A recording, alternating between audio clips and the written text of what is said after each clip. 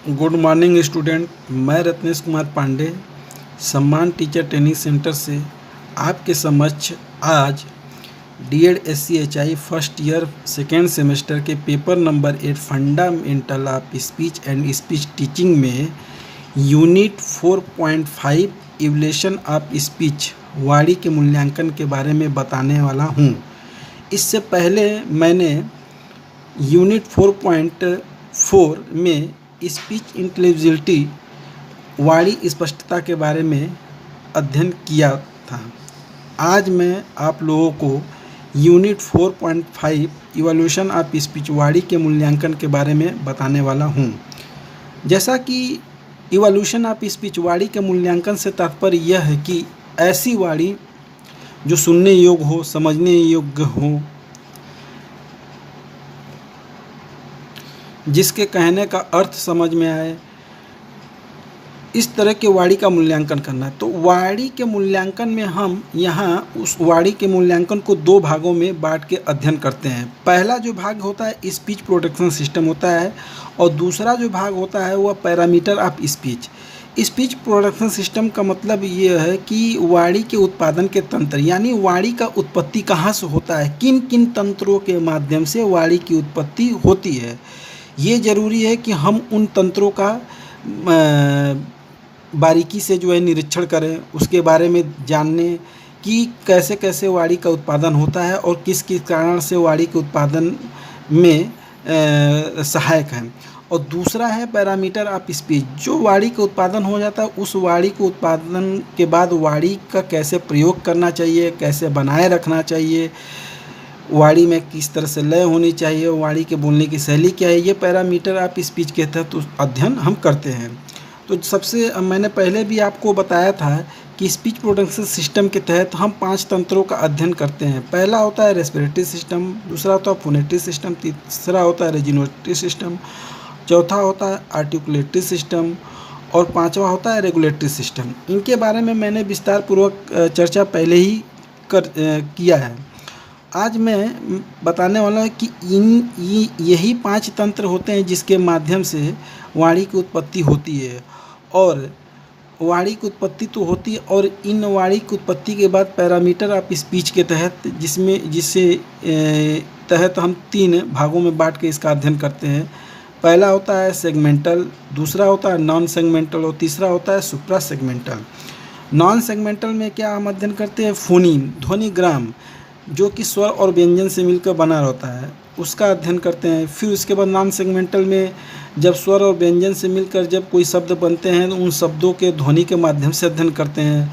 और शब्दों के माध्यम से जब वाक्य जो बनते हैं तो वाक्य के बोलने की शैली, उसका लय, उसकी दर क्या होनी चाहिए, इन तमाम चीज़ों के बारे में हम सुप्रा सेगमेंटल के तहत अध्ययन करते हैं।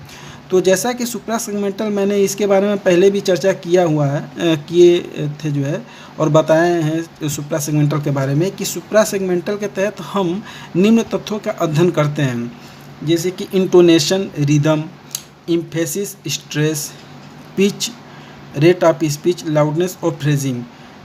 इंटोनेशन का मतलब यह है कि बोलने की लय क्या होनी चाहिए। जैसे कोई कविता है तो कविता का एक लय होता है, उस लय में जब बोला जाता है तो पता चलता है। जैसे गद और पद, गद तो हम सीधे सीधे बोल देते हैं, ठीक है, लेकिन पद में क्या होता है, जैसे कि कविता को हम एक लय में बोलते हैं। इसी तरह से गाना होता है, गाना भी एक लय में होता है। उसके बाद इम्फेसिस, इम्फेसिस में क्या है कि वाक्य में किसी एक शब्द पर ज़्यादा जोर दे के वाक्य को अर्थ को स्पष्ट करना है। पिच, पिच के बारे में मैंने बताया था आप लोगों को। पिच के बारे में मैंने आप लोगों को बताया था जो है कि पिच, प्रत्येक व्यक्ति का पिच लेवल अलग अलग होता है। जैसे कि मेल का अलग होता है, फीमेल का अलग होता है और बच्चे का अलग होता है। तो चूँकि फीमेल की जो पिच होती है वह पतली होती है, जो कि पतली आवाज़ वाणी को अधिक स्पष्ट करती है और इसके तहत जो है वाणी समझने योग्य भी होती है। और इसके बाद rate of speech, rate of speech का मतलब ये होता है कि हम जो वाक्य बोलते हैं उसके बोलने की दर क्या होनी चाहिए, मतलब किस दर से वाक्य को बोला जाए। क्योंकि एक सामान्य व्यक्ति 160-170 शब्द प्रति मिनट की दर से बोलता है। तो अगर इससे हम ज़्यादा शब्द का इस्तेमाल करते हैं या इससे कम शब्द का इस्तेमाल करते हैं तो हमारी वाणी स्पष्ट नहीं हो पाती हैं। तो वाणी को स्पष्ट करने के लिए जो रेट ऑफ स्पीच यानी बोलने की जो दर होती है वह भी एक सामान्य रूप से कार्य करना चाहिए। और इसके बाद नेक्स्ट है लाउडनेस। लाउडनेस का मतलब उच्चता होता है। जैसे कि हम अपने वाणी को धीमे स्वर में बोलना, तेज़ स्वर में बोलना, तो जहाँ आवश्यकता होती है वहाँ हम तेज़ स्वर में बोलते हैं तो वह समझने योग्य बनते हैं। जहाँ ज़रूरत धीमे बोलने की होती है वहाँ हम धीमे स्वर में बोलते हैं। तो धीमे और तेज़ का जो हम मूल्यांकन करते हैं वो लाउडनेस के तहत होता है। और फ्रेजिंग में हम मूल्यांकन इस चीज़ का करते हैं कि जो शब्द अर्थपूर्ण शब्द होते हैं उन अर्थपूर्ण शब्दों को मिलाकर हम किस तरह से एक अर्थपूर्ण वाक्य का निर्माण करेंगे।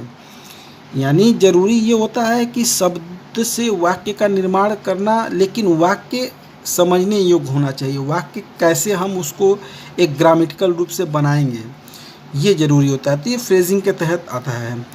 तो तमाम जो अलग अलग intonation, emphasis, pitch, rate of speech, loudness, ये अलग अलग होते हैं जो कि वाक्य को समझने और उसको स्पष्ट बनाते हैं। तो वाणी के मूल्यांकन में एक तरफ हम क्या देखते हैं कि वाणी की जो उत्पत्ति होती है, जो उनके उत्पत्ति तंत्र होते हैं, यानी कि इन तंत्रों का हम मूल्यांकन करते हैं कि ये तंत्र सही तरीके से अपने अपने जगह पर कार्य कर रहे कि नहीं। अगर इन तंत्रों में किसी भी तरीके से कोई भी दिक्कत या परेशानी होती है तो वाणी का उत्पादन नहीं हो सकता है। तो यहाँ पर अलग अलग हम तंत्रों का मूल्यांकन करते हैं। उसके बाद जब वो पैरामीटर ऑफ स्पीच के तहत हम सेगमेंटल, नॉन सेगमेंटल और सुप्रा सेगमेंटल का मूल्यांकन करते हैं वाणी के संदर्भ में कि ये सेगमेंटल में जो है फोनीम ध्वनिग्राम सही तरीके से उच्चारित हो रहा है कि नहीं। उसके बाद फिर शब्द जो अर्थपूर्ण बन रहे उन अर्थपूर्ण शब्दों को सही तरीके से स्पष्ट है कि नहीं। उसके बाद फिर शब्द के द्वारा जो वाक्य बनते हैं वह वाक्य सुनने योग्य, समझने योग्य है कि नहीं है। तो इन तमाम चीज़ों को जो है हम जो भी अध्ययन करते हैं वह क्या होता है, वाणी के मूल्यांकन के तहत आते हैं। अब हम चलते हैं नेक्स्ट टॉपिक पर। नेक्स्ट जो टॉपिक हमारा है 4.6 यूनिट, इसमें दिया हुआ है evolution of speech in terms of articulation, यानी उच्चारण के संदर्भ में वाणी का मूल्यांकन। वाणी का मूल्यांकन जो हमें करना है वह किसके संदर्भ में, उच्चारण के संदर्भ में, यानी उच्चारण का मतलब आर्टिकुलेशन के संदर्भ में। तो आर्टिकुलेशन का मतलब यह वाणी उत्पादन का चौथा तंत्र है। जैसे कि वाणी उत्पादन के जो 5 तंत्र हैं जिसमें से पहला है रेस्पिरेटरी सिस्टम, दूसरा फोनेटरी सिस्टम, तीसरा है रिजोनेटरी सिस्टम, चौथा है आर्टिकुलेटरी सिस्टम। तो उसी आर्टिकुलेटरी सिस्टम के तहत हम आज वाणी का मूल्यांकन करेंगे। तो जैसा कि दिया हुआ कि इवोल्यूशन ऑफ आर्टिकुलेशन को हम 2 भागों में रख के अध्ययन करते हैं। इसके बारे में मैंने पहले भी बताया था कि आर्टिकुलेशन पार्ट 2 तरीके से होते हैं। एक होता है सक्रिय उच्चारक और एक होता है निष्क्रिय उच्चारक। सक्रिय उच्चारक के तहत क्या आते हैं, जिसे इसमें टंग होता है, लिप्स होते हैं, सॉफ्ट पैलेट होते हैं, लोअर जा होता है, यानी जीभ, ओंठ, कोमल तालु और निचला जबड़ा। सक्रिय उच्चारक का मतलब ये होते हैं कि यह उच्चारक जो एक स्थान से दूसरे स्थान तक मूवमेंट करते हैं, अपने स्थान से इधर उधर मूवमेंट करते हैं। यानी टंग क्या होता है, टंग इधर उधर मूवमेंट करते हैं जब हम किसी ध्वनि का उत्पादन करते हैं। लिप्स भी हमारे ऊपर नीचे होते रहते हैं और कोमल तालु भी अपने स्थान से इधर उधर होते हैं जिसमें नजल और ओरल कैविटी के साउंड निकलते हैं। लोअर जाब यानी निचला जबड़ा भी जब हम कोई शब्द बोलते हैं या कोई ध्वनि का उत्पादन करते हैं तो उसमें निचला जबड़ा भी ऊपर नीचे होता रहता है। तो यानी कि ये ऐसे उच्चारक हैं जो अपने एक स्थान से दूसरे स्थान तक मूवमेंट करते हैं। और दूसरा इसी के संदर्भ में है निष्क्रिय उच्चारक। निष्क्रिय उच्चारक का मतलब ये होता है कि जो एक जगह पे बिल्कुल फिट होते हैं, जो अपने स्थान से इधर उधर नहीं हटते हैं। जैसे कि दांत एकदम फिट होता है, ये अपने जगह से, ये अपने स्थान से हटता नहीं है। इसके बाद हार्ड पैलेट, इसके बाद है गम, और गम को हम एल्विलर रिज भी कहते हैं, जिसे हिंदी में मसूड़ा कहते हैं। तो ये भी एकदम फिक्स होता है। तो एक तरफ से निष्क्रिय उच्चारक जो कि फिक्स होते हैं, मूवमेंट नहीं करते, और सक्रिय उच्चारक जो कि मूवमेंट करते हैं। अब इनके बारे में हम अलग अलग विस्तृत रूप से चर्चा करेंगे। पहला है सक्रिय उच्चारक। सक्रिय उच्चारक के तहत पहला है टंग। टंग के तहत, जीभ के तहत हम ये देखते हैं कि जीभ पूर्णतः मांसल प्रकार का उच्चारक है, जो सभी उच्चारकों से ज़्यादा सक्रिय है। अधिकतर वॉवेल्स इसी की सहायता से बोले जाते हैं। इसके साथ कुछ कॉन्सोनेंट भी बोले जाते हैं, जैसे ल, र, ट, ड, द, ध, थ इत्यादि। इसमें जीभ की बनावट उसकी गतिशीलता का निरीक्षण करते हैं, जैसे कि इलिवेशन, जीभ बाहर निकालने की क्रिया, लेटरल मोमेंट, जीभ को दोनों तरफ दाएं बाएं ले जाने, और रिट्रैक्शन, जीभ का सिकुड़ना। तो इसमें हम ध्यान ये रखते हैं कि ज़्यादातर जो वॉवेल और कॉन्सोनेंट का जो निर्माण होता है वह जीभ के माध्यम से होता है। जीभ के माध्यम से ज़्यादा ही, जीभ में 3 तरह से वर्क करते हैं।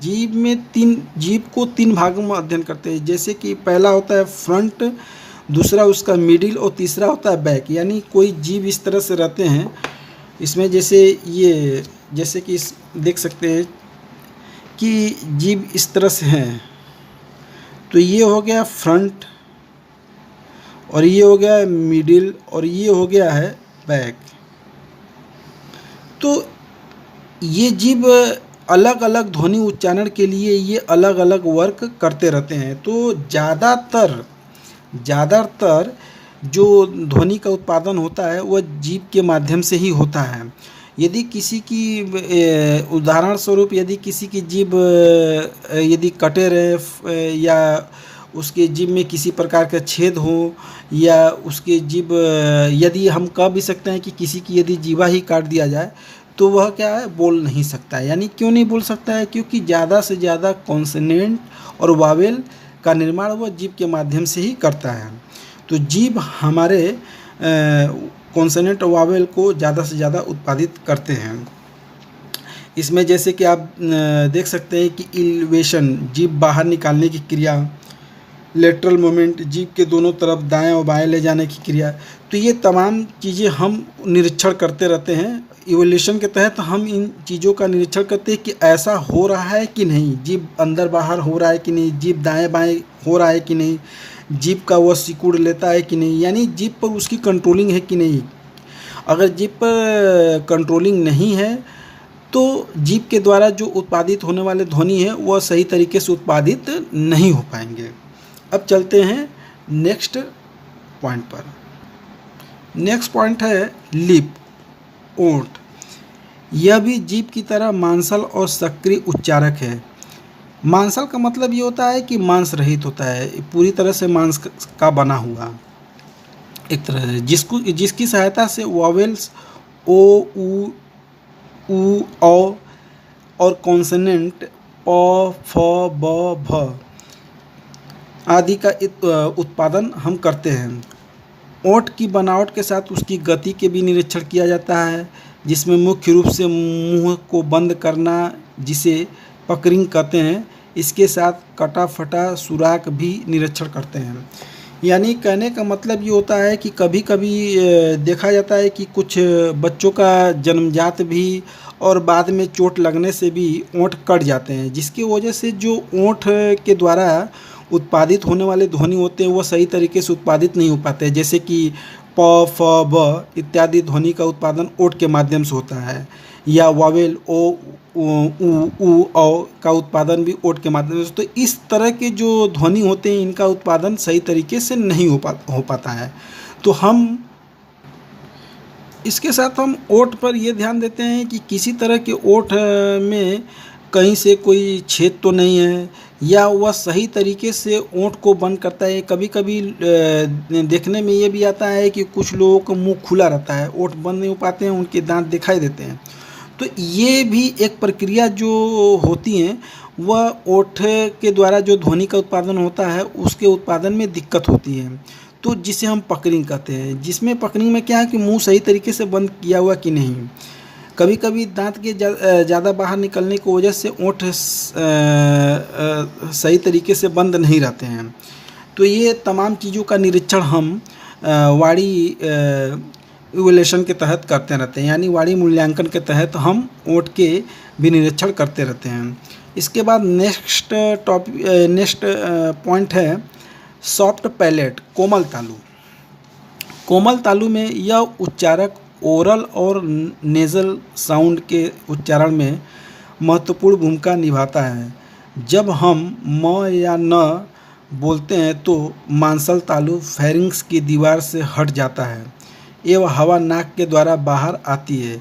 जब प या ब अक्षर बोलते हैं तो सॉफ्ट पैलेट फेरिंक्स की दीवार से सट जाता है और हवा मुख से निकल जाती है। इसमें तालु के कटे फटे एवं सुराख का निरीक्षण करते हैं। कहने का मतलब ये होता है जो है कि सॉफ्ट पैलेट कोमल तालु के तहत ओरल और नज़ल साउंड का अध्ययन किया जाता है। ओरल नज़ल साउंड का मतलब ये होता है कि नज़ल साउंड जो म न ण ये ओरल और नेज़ल साउंड, जो नेज़ल साउंड होते हैं म न ण आदि का उत्पादन करना।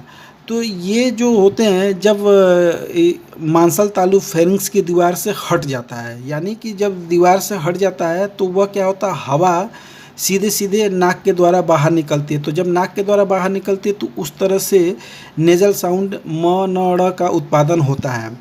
और जब वही मांसल तालु फेरिंक्स की दीवार से सट जाते हैं तो सट जाने में होता क्या है कि सामान्य जैसे कि साउंड का उत्पादन होता है, जैसे कि प फ ब य इत्यादि साउंड का। तो शॉर्ट पैलेट के तहत नेज़ल और ओरल दोनों कैविटी के तहत साउंड जो निकलते हैं उनका हम अध्ययन करते हैं। अब चलते हैं नेक्स्ट पॉइंट, लोअर जॉ, निचली जबड़ा। निचली जबड़ा का मतलब ये होता है कि निचली जबड़ा जब मोमेंट सही तरीके से यानी ऊपर नीचे सही तरीके से होगा तभी क्या हो सकता है कि उसके द्वारा उत्पादित ध्वनि सही तरीके से उत्पादित हो पाएंगे। जैसे कि डाउन सिंड्रोम और कुछ बधिर बच्चों में देखा जाता है कि निचली जबड़ा का आकार कुछ छोटा या विकृतिपूर्ण होता है, जिसमें निचली जबड़े के तहत जो इस ध्वनि का उत्पादन होना रहता है वह सही तरीके से उत्पादित नहीं हो पाता है। तो अभी तक हमने यहाँ तक जो है सक्रिय उच्चारक के कुछ उच्चारकों के बारे में अध्ययन कर रहे थे और चर्चा कर रहे थे। जैसा कि आप लोगों ने देखा कि इसके तहत सभी अलग अलग ध्वनि का उत्पादन करते हैं। अब हम चलते हैं उसी के दूसरे भाग, निष्क्रिय उच्चारक। निष्क्रिय उच्चारक के तहत हम पहला टीथ, दांत के बारे में अध्ययन या चर्चा करेंगे। इसमें है कि दांत निष्क्रिय उच्चारक होने के बावजूद बहुत सारे अक्षरों के उच्चारण में महत्वपूर्ण भूमिका निभाता है, जैसे कि त, थ, द, ध इत्यादि।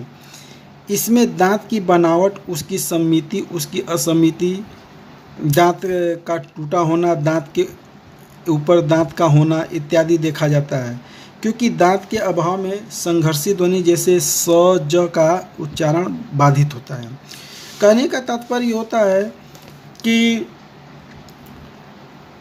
दांत के उच्चारण, दांत के माध्यम से जो उच्चारण होने वाले साउंड होते हैं, जैसे कि त, थ, द इत्यादि जो साउंड होते हैं, ये साउंड क्या होते हैं कि एक तरह से ये जब हवा दांत पर टकराती हैं और जब जीभ जाके दांत से मिलते हैं तो इस तरह के ध्वनि का उत्पादन होता है।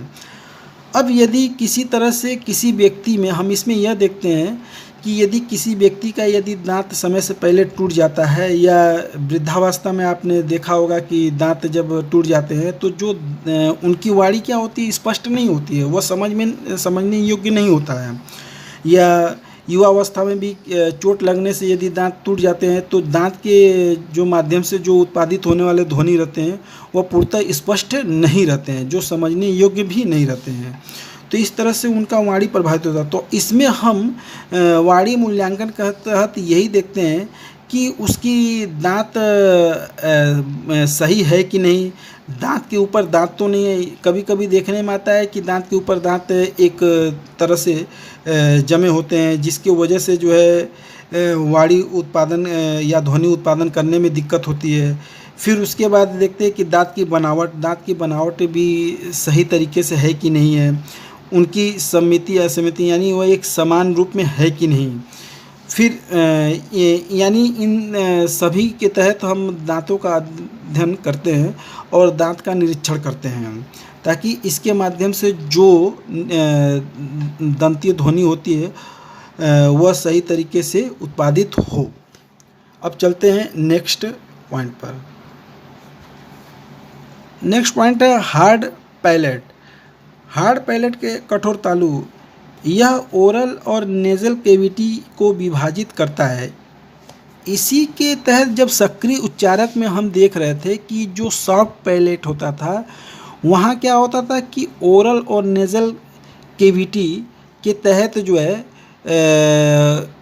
ध्वनि का उत्पादन होता था। लेकिन यहाँ पर क्या होता है कि कठोर तालु जो है क्या करता है कि ओरल और नेज़ल कैविटी को विभाजित करता है यहाँ पर। यानी कि हार्ड पैलेट एवं टंग की सहायता से विभिन्न उच्चारित होने वाले अक्षर जैसे र, श, ट, इनके माध्यम से इन ध्वनि का उत्पादन होता है।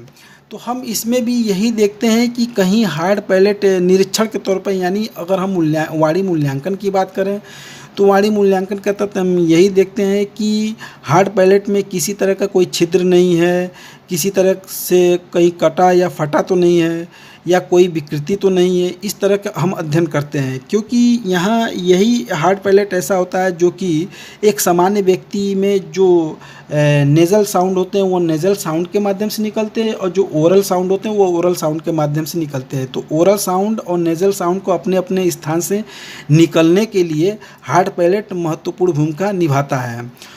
और इसके बाद आते हैं नेक्स्ट पॉइंट हमारा है गम और एल्वुलर रिज, जिसे हम मसूड़े भी कहते हैं। तो मसूड़ा क्या होता है कि मुख के ऊपर मसूड़े एवं टंग की सहायता से ल न अक्षर का उच्चारण होता है। यानी मसूड़े के द्वारा जो ध्वनि उत्पादन होता है वह होता है ल और न। मसूड़ा जिसमें दांत क्या होते हैं, लगे रहते हैं। तो इसमें हम वाणी के मूल्यांकन के तहत ये अध्ययन करते हैं कि मसूड़े में कहीं से कोई छिद्र तो नहीं है, या मसूड़ा में कोई कटा या फटा तो नहीं है, और मसूड़ा में जो दांत लगे हुए कहीं दांत ढीले तो नहीं है। तो इस तरह के हम तथ्यों का अध्ययन इसमें करते हैं, और इसके तहत हम मूल्यांकन करते हैं कि ये सही तरीके से मसूड़ा काम कर रहा है कि नहीं कर रहा है।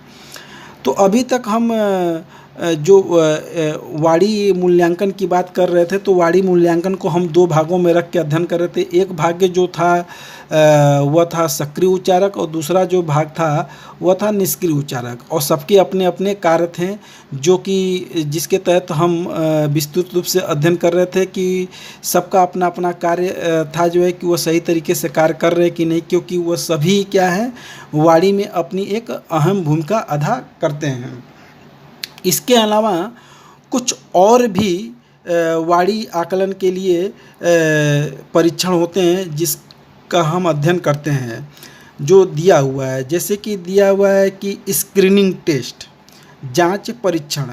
तो स्क्रीनिंग टेस्ट जांच परीक्षण क्या होता है?